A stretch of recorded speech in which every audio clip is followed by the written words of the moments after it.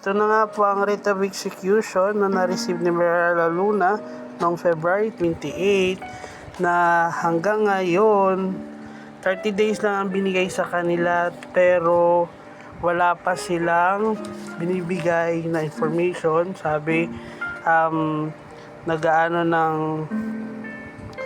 pera, nag-iipon, pero 4 yung company nila: Leyte Agri, San Bellalarta, Wadco, Victoria na STL yan, Pearl Gaming Corporation na ngayon.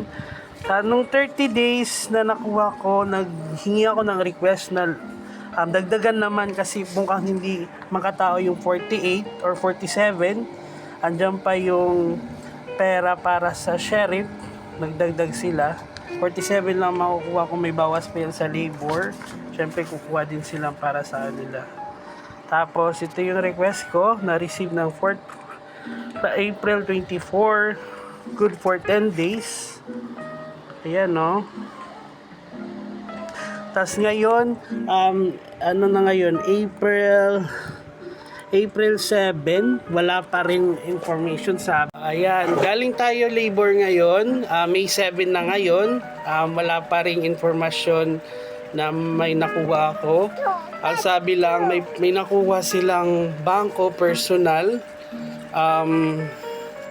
Kaso kailangan ng corporate. Di ko alam kung saan bangko. Sana matulungan kami ng bangko, pero ang bangko nila AUB. Hello naman AUB, diyan kami nagpapasweldo. 4 na company walang pera ngayon, walang pera.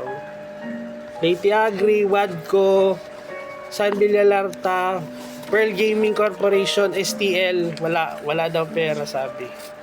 Kaya bukas magpapablatter tayo sa pulis.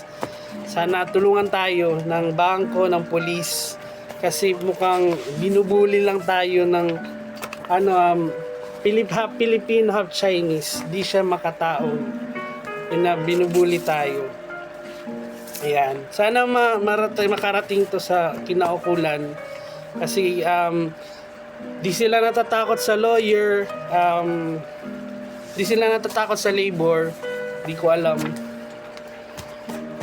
Wala na nga payslip, mahina pa yung labor system nila. Sana matulungan tayo. Dan yan lang muna, bukas naman. Thank you.